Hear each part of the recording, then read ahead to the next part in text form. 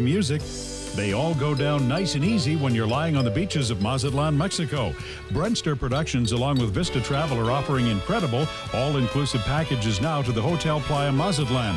Enjoy your stay in one of Mexico's finest resorts and be treated to the one-of-a-kind Brenster and Carrum Show. Canadian country music series featuring Gary Felgard, Joan Kennedy, and of course the talented Brenster and Tanya Carrum. Trade your winter blues for sunny Mazatlan. Book now with Vista Travel in Olds or at vistatravelolds.ca and check out Canadian country in Mazatlan.com. Well, it's 19 minutes after 10 o'clock, and after reading that forecast, wouldn't it be nice to go to Mazatlan? We'll be going in the month of March for 1 week, March 12th through to the 19th, and you've got a chance to win a fabulous one-week vacation with us, 96.5 CKFM and the Brenster Show, and all you have to do is listen for your cue to call, and we'll give you that cue a little bit later this hour, so stay tuned. Right now, as I said earlier this morning, a very special guest is joining us, and proud to say I've known him for a long, long time. He's one of the trio of good brothers. His name is Bruce Good, and he joins us from his home in Ontario. Good morning, Bruce. Hey, how are you, Dan? I'm pretty good, Bruce. How are you? I'm just great. And, I just heard you do the weather, and I haven't even had to think about weather for the last 8 days. We just got back, as you know, from Mazatlan. And how was your trip? And explain a little bit about what happened down there, Bruce. Exactly how did you get involved with that Mazatlan excursion Canadian country connection? Well, it all started, I guess, with the Brenster. And we had met him. We did a festival up near you guys, near Olds, some time ago. He was with Dick Dameron at the time. Mm-hmm. And we always stayed in touch. Our paths often crossed. And when he put this idea together for this Canadian series in Mexico, he thought of the Good Brothers and gave me a call, and one thing led to another, and away we went. And boy, did we have ourselves a time, I'll tell you. It was fantastic. And a beautiful resort down there in Mazatlan, and you played in what they call the Venado Showroom, Bruce. Yeah, and what a beautiful venue it is. I mean, I was so impressed. We didn't really know what to expect, but when we got there, we saw the venue and the resort. It was just fabulous. It was certainly one of the, and I've been on quite a few trips like that, but nothing can compare. It was just wonderful. Well, good. We got a testimonial, and as I said, we'll be taking a lucky listener or two down with us on March 12th through to the 19th, and they listen for a cue to call a little bit later this morning.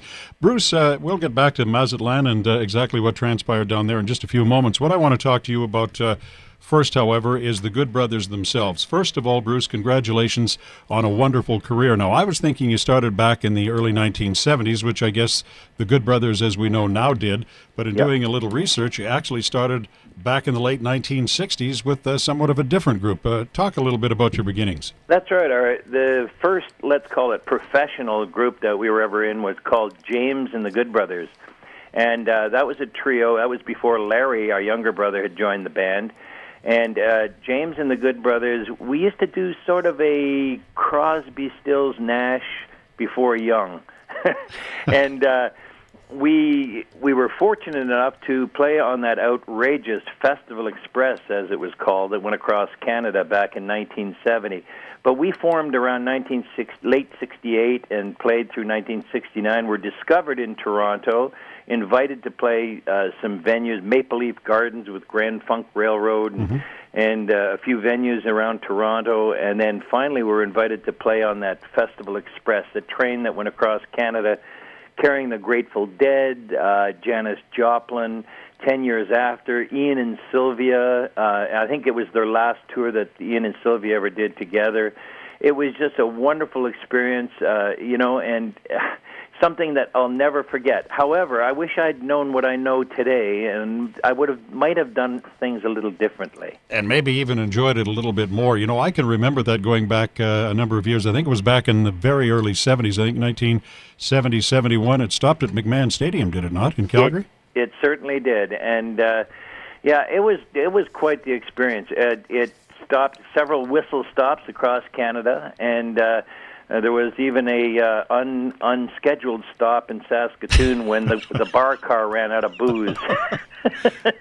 I understand that, I don't know how true this is, rumors, sometimes perpetuate, but Janis Joplin had to have, I think, a case or two of Tennessee whiskey or sipping whiskey or something that she nursed all along? She liked her Southern comfort. That's for what sure. It was. Yeah, and she was a pretty hard drinker. I got to tell you, she would pop the cap off a bottle of Southern Comfort as she went on, and throw away the cap, and that bottle was usually gone by the end of her set. Well, listen, that's a trip with certainly some memories. Now, I've got a lot of memories of you guys too. You toured Calgary many, many times. The Ranchman's, the Longhorn Saloon. We had some good memories there, Bruce, and congratulations, as I said at the outset, just a wonderful career. You guys have won Juno Awards and many Canadian Country Music Awards, but you've got an eclectic mix of music as well. You're not just a country. As a matter of fact, a song that I'm going to play here is one of my favorites that you guys do, and it's an old John Sebastian and Lovin' Spoonful hit song called Did You Ever Have to Make Up Your Mind? And you guys do just an outstanding job in that song. Well, thank you for that. And, we're still going strong, too, even after all these years. Mm-hmm. As a matter of fact, March will mark our 36th tour of Europe. We're going to be heading over there for the better part of March, coming home in early April.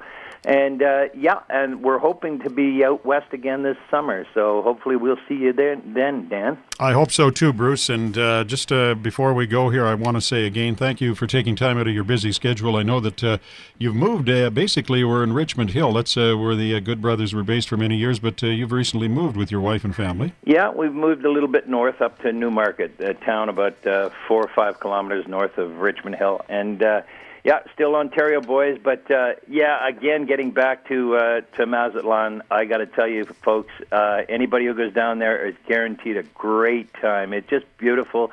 The resort was beautiful again, and I can't tell you enough about how they treat you down there. And the Brenster and Tanya and all of those folks are just terrific.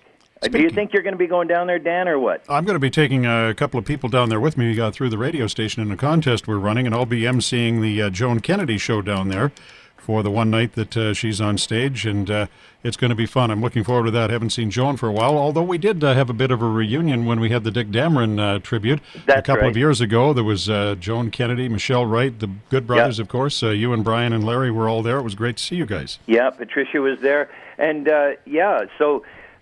I got to tell you, you're going to have a great time down there. It's just a wonderful place to be. Hey, Bruce, listen, thank you so much, as I said, for taking time out of what I know is a busy schedule. It's always fun to talk to you. We go back a long, long time, and look forward to seeing you when you're back in the area, whether it be Olds or Calgary.